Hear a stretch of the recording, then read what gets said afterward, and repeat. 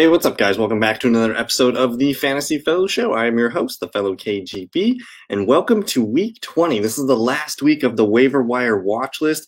We have a really juicy week. If you're still playing in week 20, we got a handful of teams here that we're going to want to pick on, and a couple teams we want to stay away. So I'm just using hashtag basketball. They have an advanced schedule grid, and as you see here, we're on week 20.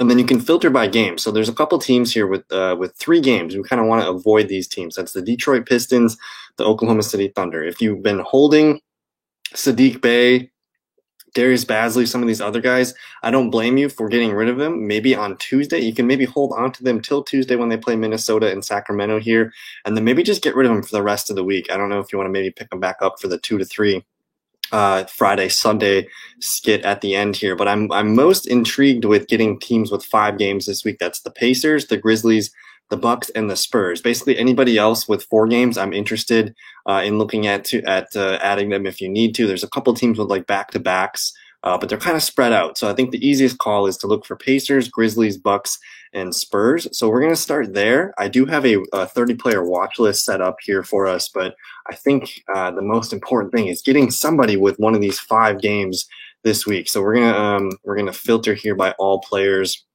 and then let's just kind of go in order here. So we did say the Pacers. So let's click on Indy, and of course Sabonis. Karis LeVert's been just a monster lately. You look at his numbers the last few games, a couple 60-point boomers, some mid-high 40s here. So he's been fantastic if you've been able to hold on to him. But Brogdon's been out. Of course, Miles Turner's been out. TJ Warren been out the whole year. So who are we looking at here for availability? TJ McConnell, if he's 69% owned, but if you're able to get a hold of him, that's fantastic news for the 5-game slate. O'Shea Brissett, his ownership has dropped about almost 13% over the last 7 days. His numbers haven't been great, but for 5 games, I know he's kind of tailed off here, but he's still going to be a high active player here for 5 games. He might be able to get us 80 to 100 points. So I do like O'Shea Brissett. He's about 30% rostered currently. Justin Holiday is also a pretty nice option for 5 games. He's a little bit more consistent. He's going to roughly hit you 20 points per game. So you're looking at maybe 100 fantasy points here for the week. Doug McDermott's been decent here. He's been, I don't know, the 12 to 15 point range hasn't been the greatest of late here, but he had been on a nice streak here. At least he's scoring double digits. He just needs to be a little bit more active with some of the other categories. But for 5 games, I don't mind it if you can get a hold of Doug McDermott. And then looking around here at some of the other players, let me see. Anybody else sticks out? So that's, of course, McConnell, Brissett, Holiday. Doug McDermott's probably on the low end. So that's going to cover the Pacers, I think. And then let's go on down to Milwaukee. I skipped Memphis, but looking at the Bucks, of course, they have their big 3. If you can get your hands on Lopez, Bobby Portis, DiVincenzo has been one of my favorite ones to add. If you look and see Brook Lopez, Bobby Portis, and DiVincenzo, they've all averaged about 24 points per game on the season. Over the last 7 days, though, Lopez is up to 28 points. DiVincenzo's about 26.8, and Bobby Portis is 20. So you times all those numbers by 5, you should get almost 100 plus points out of any of these 3 guys if they are available.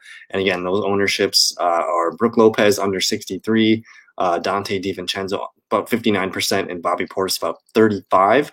Outside of that, you could get a little risky here with guys like Pat Connaughton and Bryn Forbes. Over the last 7 days, Pat Connaughton's averaging 18.7 points and Bryn Forbes about 17.1. You just got to be a little bit patient, but Pat's been, 20 and 30 the last 2 games here, high minutes. Not sure what happened in this Brooklyn game, only 14 minutes, but it's a little bit of a dice roll. Maybe you pick him up because I think they play 2 games. So if you want, they play San Antonio and Orlando the next 2 nights here, Monday and Tuesday. It might be worth a try here, but that's pretty much the guys from the Bucks that I want. And then looking at Memphis Grizzlies real quick. The Grizzlies also play a Monday, Tuesday stretch. So we know we're not going to get Jonas, John Morant, Kyle Anderson's probably out. Jaren Jackson's probably out too. When I say out, he's probably owned. That's what I mean. So 70% plus for all 4 of those guys. But the guys that you could pick up here that make sense are going to be Dylan Brooks and Brandon Clark. Those, they're 5th and 6th most used players here. And then outside of that, Desmond Bane has been coming along here, the shooting guard. He's going to have a 10-point, a rough game every now and then. But for the most part, he should be able to capitalize on a 5-game stretch for the week. A lot of times players just randomly miss games, as you've seen in the NBA this year. So that's kind of the names that I'm looking at there. And then the last team, where are we? Dallas. I skipped Dallas earlier. I've hit on Dallas quite a bit this year. But over the last 7 days, the best player probably to get, Dwight Powell. He's averaging 32 points per game. He's only under 8% owned, and he's just been putting up some really, really nice numbers. Maybe the last 5 or so games, he's got a floor of about 15, 17 points. So he's probably if you're still watching, this is probably my favorite pickup of the week here. With 5 games, Dwight Powell could be a really nice spot here. Jalen Brunson's been playing pretty well. Dorian Finney-Smith, he's basically all these guys here. Anyone below Luka and Tim Hardaway, I highly recommend. And again, that's Powell. Richardson's about 55% owned. Brunson should be available, and same with Dorian Finney-Smith. He's about 31% owned. So those are the guys that I think can be the most advantage to you with 5 games in the schedule. And then let me just hop over to my watch list, and I'll just see if I can poke around and see if we got anybody else. Like if you do miss some of those guys, I still think it's fine to target some of these guys with 4 games. And we know the teams that we want to avoid are Detroit and OKC. So as long as you're staying away from those teams with 3 points, I'm totally cool with it. Now, the guy that's been averaging the most points per game the last 7 days, that's Mo Bamba. He's averaging 50 points per game in the last 7 days. He's currently playing right now. He's got about 17 points in 16 minutes, but a 49, a 57, and a 45. He's 54% rostered, and last chance to get him for the 4-game week here. Now, there's another guy here averaging 44.9 points, and his name's Kyrie Thomas. He played last night. He just got activated. As you see, he hasn't played, but he's got a 10-day contract with Houston, and he goes off because Houston had like no players. The other night, he gets 27 points, 5 boards, 3 assists, 5 steals, 2 blocks for 56 fantasy points. So that's what it's going to take. He's kind of identifying some of these lesser teams that have big-time minutes available and plugging in a guy like Kyrie Thomas. If you see he's going to start, that's kind of interesting. It's only 1.5% owned, but I mean, he's worth a gamble at this point. I think he could be a fun player down the stretch. Again, 10-day contract. They know they're going to try to get as much out of him as they can.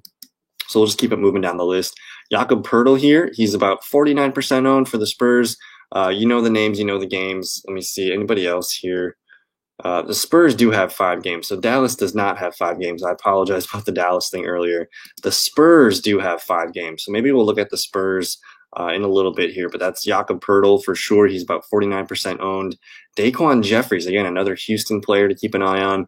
There's Josh Richardson. We just talked about him. I'm going to actually remove him from the list. But then you got a couple guys from Philly here. It keeps resetting. Let's see. So I guess I'll keep going down the list here. We just talked about Thomas. What about Danilo Gallinari? He's got 4 games. He's averaging 40 points per game his last 7 days, but just look at his last 3 scores, 40, 29, and a 50. He's got a decent floor of probably 18 to 20 points here. The minutes are there, the scoring is there, and he's starting to fill out some of the other categories. So I like Gallinari for 4 games this week. I like Kenyon Martin Jr. for 4 games this week. And then Facundo Campazzo. He's been one of the better pickups that you could have made in the last 3-4 weeks. I guess maybe the last 2-3 weeks. But 38 points, 28 points, 53, 37, really starting to come along here. You know the minutes are going to be high, and the assists and the rebounds are also there too. But I'm looking at this steal column, 3, 1, 5, 5. That's starting to get ticked up a little bit there too. So Campazzo is a really good pickup right now for 4 games next week. You got RJ Hampton. Have you guys seen RJ Hampton's numbers the last few days? So basically since May, 43, 47, 37, 26. So he's kind of on a little bit of a downtrend here. But definitely for 4 games, I'm interested in a guy like RJ Hampton if he's going to get 30 minutes plus per game with the Magic. You got Jared Vanderbilt here for Minnesota. He's been putting up some nice numbers. The minutes are kind of upticking from the season norm. The points are never going to really be there, but the rebounds, the steals, and the blocks will always be there. So I do like Vanderbilt, high energy guy per minute. And you see his last 4 or 5 games, he's been playing really solid. Let's keep it moving. Rui Hachimura. The Wizards have been playing really, really good. So it's good to see Rui back in the lineup from yesterday's game. 13 points, 6 boards, 1 assist, 1 block. That's kind of like a floor game for him. He's going to continue to play high 30s, low 30 minutes per game here. So I do like Rui for 4 games this week. Gary Trent Jr. came back last night. He's been back for 2 games, and both games over 30 fantasy points. So the Raptors have been they've been beaten up, the last couple weeks. Probably not going to make the playoffs, so they're going to give Gary Trent as many minutes as he can handle. You see back-to-back 36-minute games. So as long as he's healthy, he's a good play to plug in. You got Kevin Love here. Love had been dropped because he missed the game, so people were trying to get some points for the weekend here. But Love's back in action. I think it was just kind of a one-game thing, so they're going to get 4 games next week. You got Willie Hernangomez, the center for the New Orleans Pelicans, who a couple games back-to-back 34, 35-point games here, a 23, a 31, a 32. So he's on a string of really good games. I think that's still with Steve Adams being with the toe injury. Maybe they just decide to go with Willie for the rest of the week here. Isaac, we'll look at Goran Dragic real quick here. So the Heat played today. He ended up with 22 points, but his last 7 games here have been really solid. He's going to get over 20 points. And if they have 4 games in the week, I'm totally cool with adding Goran Dragic for all 4 of those games. Hopefully you hit 80, 90 points minimum. You got Isaac Okoro here. Now, I don't love Okoro. He's been kind of a frustrating rookie this year. He's been hot and cold. The floor, 17, 13 points, maybe the last month or so for him, but his highs have been nice. You see the 46.5. If he can just learn to get consistent with this 23, 26, 37. But for 4 games this week, I don't love it. I'd rather have a guy like Dragic. You can bank on him a little bit more. Now, Daniel Theis was a late scratch tonight. A little bit disappointed. It was a hip injury, bruised hip. So he's not playing tonight. It's his first night off in a while, but he had been on a really nice run of over 20 points in 5 straight games. He had that 52 game down here too. The Bulls are pretty much out of it. I don't know what the move is going to be with getting their players minutes down the stretch, but we'll watch him 4 games this week. And then I'm just going to call out some names here. These guys are really low owned. That's Dwayne Bacon, Juan Toscano-Anderson, Terrence Davis, and even Trevor Ariza will group in that. These guys are all 10% and under. I like Ariza's numbers. Ariza has been playing well. He's a trusty veteran, and the Heat need to continue to play well this week. So if you need someone that you can trust, I think Ariza's probably entered my circle of trust. A couple other guys that I think we can trust. I'm going to skip over Jae'Sean Tate. I do like Jae'Sean Tate quite a bit. He did miss 2 games here, and the Rockets really don't have much, going for them right now. They're going to continue to play Tate quite a bit, and he did drop a lot of ownership. So if someone dropped him, I'd pick Tate up for 4 games if I can. But here are those veterans I was talking about for Philly. Now it's Dwight Howard and Danny Green. I don't know what's going to happen. Philly pretty much, they just need one more win to wrap up the number 1 seed, it looks like. So Dwight Howard, Danny Green, maybe these veterans get rested. That's something we'll have to watch in the next coming games. But maybe if Embiid gets the night off, maybe they just give Dwight Howard a game to rev up and get ready for the playoffs. So watch these 2 veterans closely. Philly basically has the number 1 seed wrapped up, and they do have 4 games this week. So we'll see what they do with their lineups. There's Desmond Bane for Memphis, Daquan Jeffries again for Houston.